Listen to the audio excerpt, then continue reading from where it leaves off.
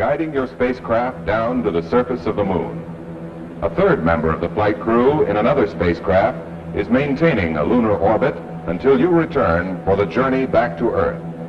As your craft decelerates, you scan the lunar landscape, gliding over craters and craggy mountains. You approach the target area and begin searching for a level spot to land.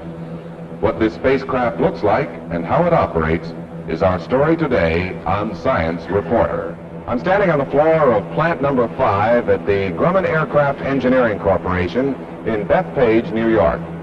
This is a company perhaps best known for its long history in building military aircraft, from the stubby-wing torpedo bombers of World War II to the latest supersonic fighters. But this company has also received a contract from the National Aeronautics and Space Administration to develop and build the Lunar Excursion Module, or LEM. This is the spacecraft which will carry 2 astronauts from a lunar orbit to the surface of the moon and back up again. In a moment, we'll have a chance to climb aboard the LEM and actually make a simulated landing. But first, let's see how this spacecraft fits into the overall Project Apollo mission to place man on the moon and return him safely to Earth. The Apollo spacecraft will lift off from pad 39A at the Kennedy Space Center. After the first and second stages have separated, the spacecraft will be placed in an Earth orbit. Here it will be checked out by the astronauts and through telemetry by the Ground Mission Control Center. At a precise point in the orbit, the third stage rocket engine will reignite and thrust the vehicle out along a path that will carry it toward the moon. During the coast period, the command and service modules will separate from the booster and, using reaction control jets to maneuver in space, will turn around and dock with the LEM nose to nose. The two will then pull away from the Saturn rocket. The trajectory will be checked and mid-course corrections made. Nearing the moon, the service module engine will reduce flight speed so that the spacecraft will fly in an orbit around the moon about 80 miles above its surface. 2 of the crew members will transfer to the LEM, leaving their companion and the command module in lunar orbit. By firing its own rocket descent engine, the LEM will be maneuvered to a touchdown on the surface of the moon, carrying the 2 men and their scientific and documentation equipment. While one astronaut explores the area around the LEM, the second remains inside to maintain communications. When it is time to return, liftoff from the moon will be accomplished by an ascent engine, leaving the descent stage on the moon. The LEM will be thrust back into lunar orbit to rendezvous and dock with the Apollo spacecraft. The 2 lunar explorers will then transfer back to the command module, rejoining their comrade who remained on board the orbiting spacecraft. The LEM will be separated and left behind in lunar orbit as the other 2 modules carrying the crew and supplies return to Earth using the engine of the service module. Shortly before re-entry, the service module will be jettisoned, leaving the command module free to reorient for the trip through the atmosphere. 3 parachutes will lower the Apollo spacecraft to the Earth at 15 miles per hour. Even though manned exploration of the moon isn't scheduled to occur until the end of this decade, the hardware for Project Apollo is already being developed at over 5,000 industrial centers scattered across the United States. The Saturn booster is being developed in Alabama, the command and service modules are being assembled in California, and the LEM is being built here in New York. Earlier today, we talked with Mr. Thomas Kelly, project engineer for LEM, and asked him to describe this unusual spacecraft for us. This is a full-scale mock-up of the Lunar Excursion Module. Well, if this will never fly, why do you have to build such a full-scale model? Well, we need an accurate model in order to check the fit and installation characteristics of all our equipment and also to practice all the operations with the spacesuited astronauts. The vehicle, as you can see, is a 2-stage spacecraft. The upper stage we call the ascent stage. This is the inhabited portion of the spacecraft and also contains the majority of the electronic equipment. The lower stage is called the descent stage and is primarily used during the lunar landing. The descent stage contains the descent propulsion system, which consists of the descent rocket engine and the tanks and pressurization equipment that supply it with propellants. Right. In addition to that, we mount all equipment which we can leave behind on the lunar surface in the descent stage, such as the scientific equipment that the astronauts will use in their lunar surface experiments. So you don't want to take anything back that you don't have to. Right. We want to save the weight as much as possible by leaving behind what we don't need. The other major component of the descent stage is the landing gear. We can get a better look at the gear over here. This leg over here appears to be sort of folded up. Yes, it's shown in the retracted position. All four of the landing gear legs will be retracted in this fashion while the LEM is stowed inside the spacecraft adapter. The adapter mounts the LEM to the Saturn booster vehicle. Right. Now, after the adapter is jettisoned, all four legs will be deployed by means of a spring-loaded mechanism. Now, I can demonstrate the deployment of this one leg right here. I'll release this demonstration pin, and the spring-loaded mechanism will deploy the gear. In the actual case, this pin release is performed by an explosive device.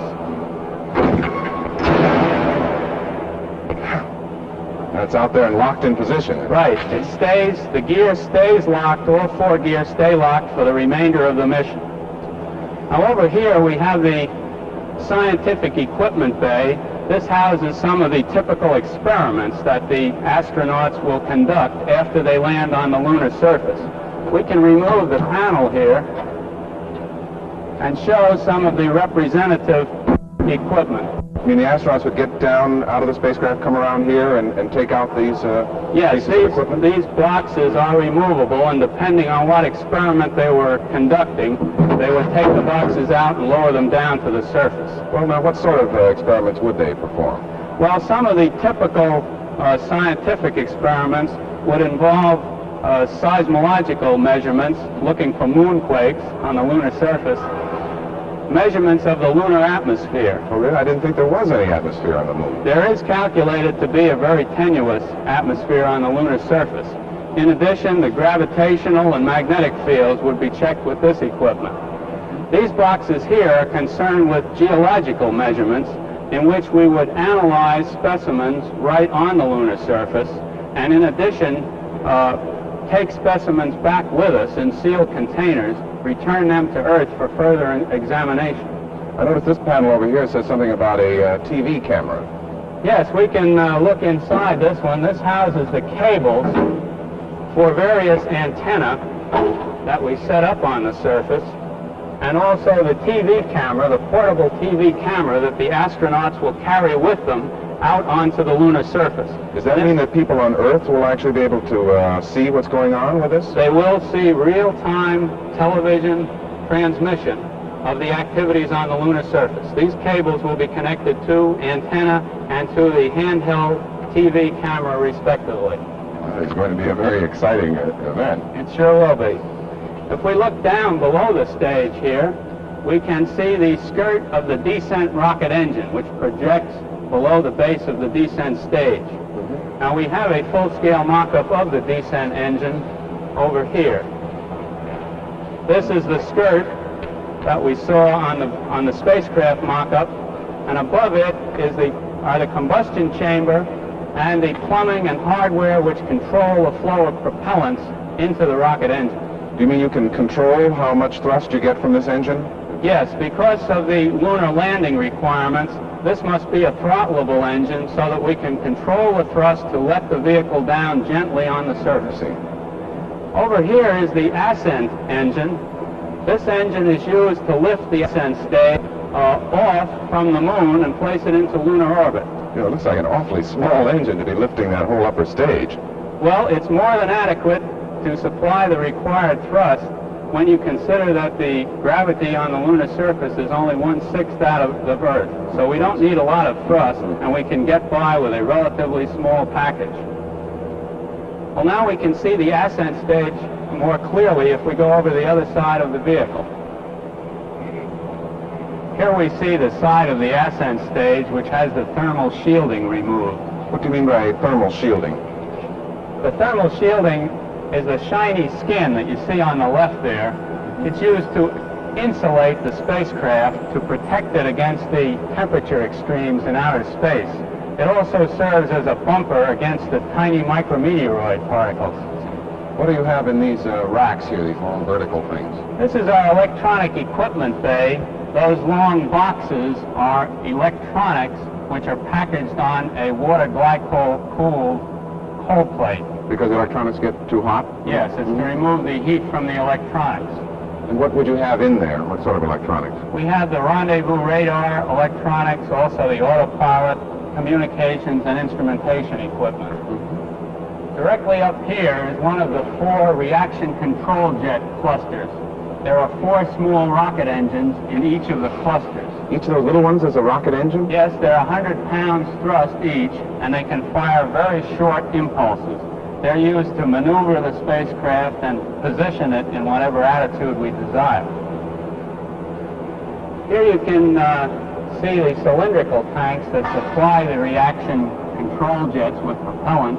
Also, the large spherical tank is the oxidizer tank for the main ascent engine. The fuel tank is on the other side, and the ascent engine is in between. Now, up above here is the S-band steerable antenna mounted on the tripod. This is a communications antenna which aims at the Earth tracking stations and transmits data back to Earth throughout the mission. Including those television pictures the astronauts might be taking? Yes. Now, up at the front of the vehicle is the rendezvous radar antenna. This is also steerable, and it's used to aim at the command and service modules during the ascent and track them throughout the rendezvous maneuver. The platform and ladder here are used by the astronauts in descending from the spacecraft to the lunar surface. Now, we'll reverse the process and go on in. Oh, all right.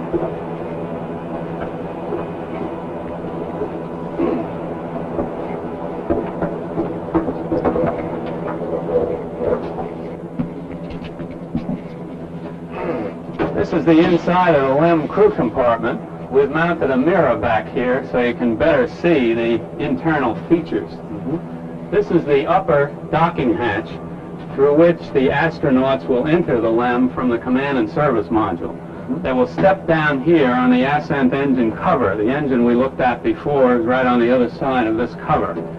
They will then hook up their spacesuits to the LEM environmental control hoses located here. Is that how they get their air and cooling and things like that? Yes, that's how they control their personal comfort and their air supply. It's controlled on these manual valves located in this area. Now, when they're out on the surface, of course, on the lunar surface, they must unhook from those umbilical hoses, and they wear this backpack. Each man has a backpack on the back of his spacesuit. One of them is mounted here, the other one is on the back of the forward hatch. And this will provide them with enough oxygen to move around for a while on the moon? Yes, it makes them completely mobile on the lunar surface. What keeps them from sort of rattling around in here while they're trying to land and take They're off? lightly restrained by a window washer type belt around the waist. Now, here is the flight station itself. The astronauts are in a stand-up position. You're in the commander's location. Right. I'm standing here in the co-pilot's location. Either astronaut can fly the vehicle. They share the critical flight controls, and they both have complete visibility of the landing maneuver through the triangular windows. The other window, the small window over your head, is used during the docking operation. When we're rejoining the command and service module. Right. This is the alignment optical telescope, which is used to align the inertial guidance system prior to liftoff from the lunar surface. Well, how soon will the astronauts be able to actually fly these LEMs? Well, they'll never be able to fly an actual LEM on Earth due to the difference in the strength of the gravitational field on Earth as compared to the moon. The LEM doesn't have enough thrust to actually fly on Earth, even though it can fly very well on the moon. So much of our flying and practice landing will have to be done in simulated flight conditions and in carefully controlled simulations. This is test pilot Bob Smythe of Grumman entering the LEM simulator. We had the unique experience of riding with him during a recent test flight.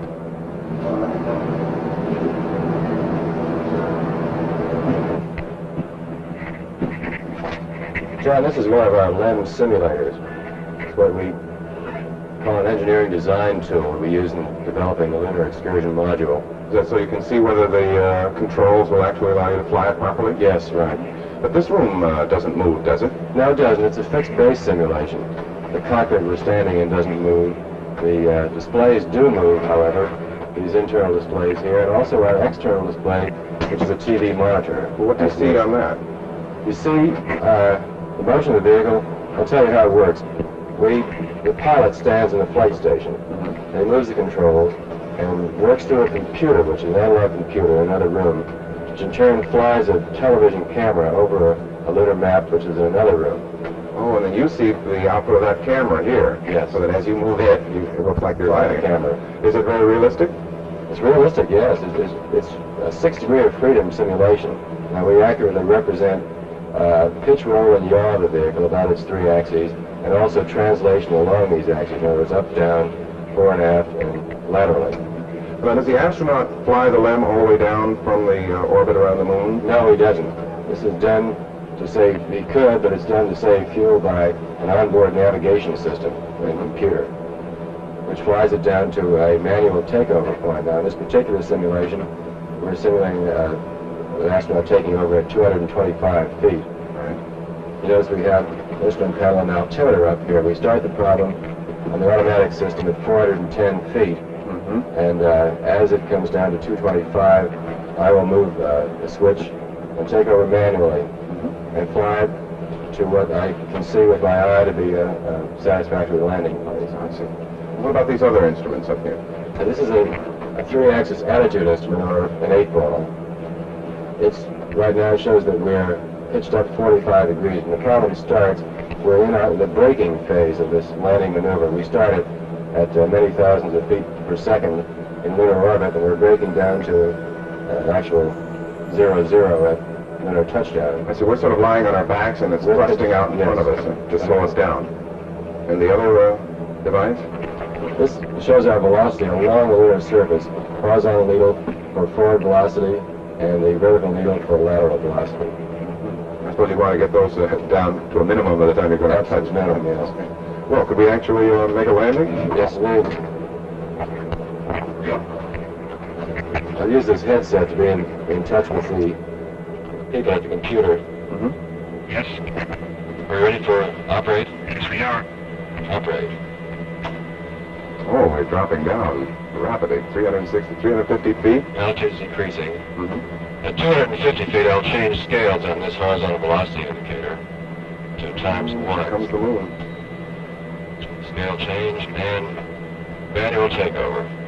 At this point, I pitch down. So now we're sort of standing straight up. We're standing more or less straight up. I'm nosed over a little bit.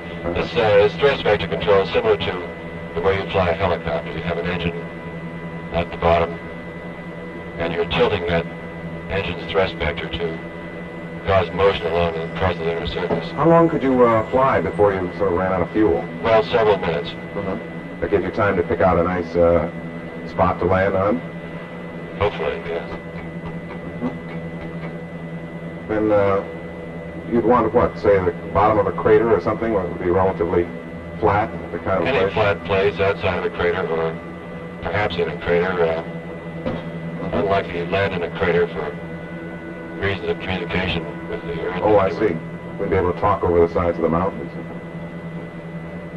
I think I see a relatively flat spot. We'll pitch the vehicle up to kill off what forward velocity we have. See, our feet are sort of sticking out in front of us a little bit again. Yes. We're now coming through about 10 feet per second. We're still No longer. 65 feet up in the air. Or what air? Yes. There is no air, I guess. But anyway.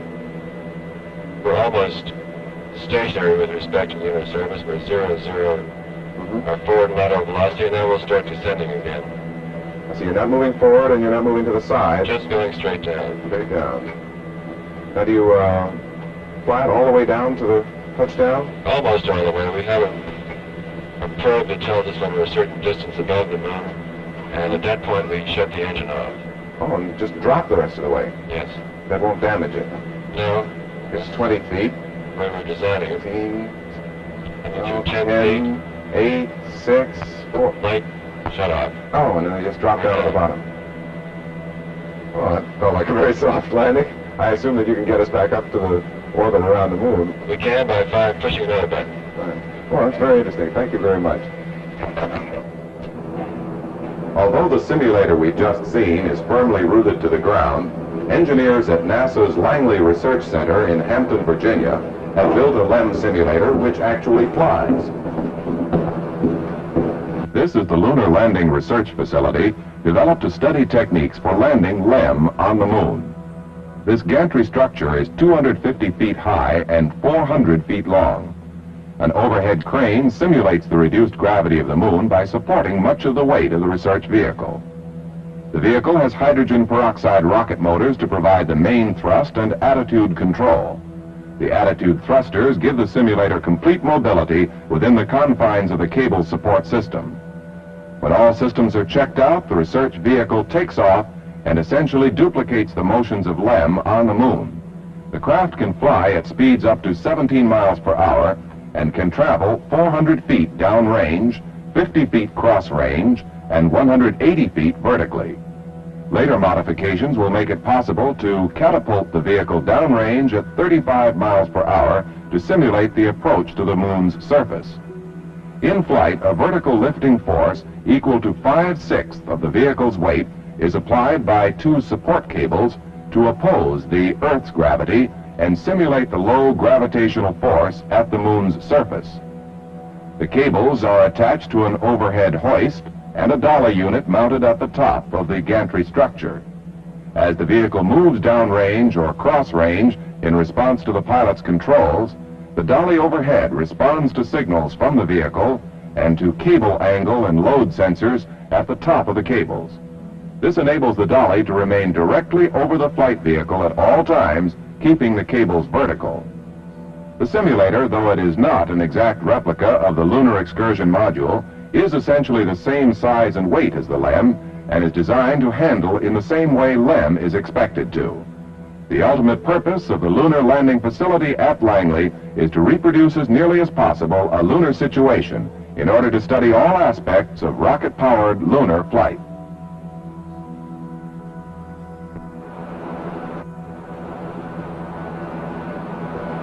After each LEM has been built and tested, its performance capability can be constantly checked right up to the moment of launch. We talked again with Mr. Thomas Kelly in the automatic checkout area. This is the LEM automatic checkout equipment area. This equipment is connected to the LEM and is used to conduct the various tests during the development phase and will also be used in pre-launch operations at Cape Kennedy. You mean this can actually make measurements automatically and decide whether they're right? Yes, it's a computer control system that stores test commands for the spacecraft and then compares the answers to determine whether the spacecraft has passed the test or not. So you don't have those men in their white coats going around with the clipboards and the voltmeter? Right. It's a very capable system in that it can handle some 4,000 to 5,000 test sequences. It can measure several hundred individual measurements at once or sample something like 25,000 measurements per second. Which would really be more than humanly possible. Is that the idea? Yes, it decreases the time required for the whole checkout operation greatly. Well, now, if you need all this equipment to check out the LEM, what must you need for the whole Apollo mission? Well, you don't need very much more at Cape Kennedy for the complete complex of the Saturn booster and the command and service modules. That's because each portion of the ACE equipment is computerized and modularized so that it can all go together at Cape Kennedy in a very efficient fashion. Could we actually see how it makes some of these measurements? Yes, we can take a look here at the test conductor's console. You see the individual operators at the various consoles have equipment very similar to this test conductor display we show here. I was wondering why there were so many operators if this is automatic checkout equipment. Well, they're used during the development phase of the program where we're going into considerable detail on individual tests. They wouldn't be needed at Cape Kennedy.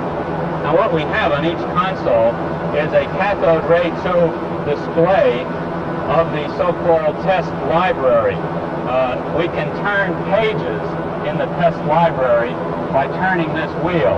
Now here I've called up page 6 in the test library, and I can read such things as helium tank pressure and temperature, fuel and oxidizer valve position, or the AC bus voltage.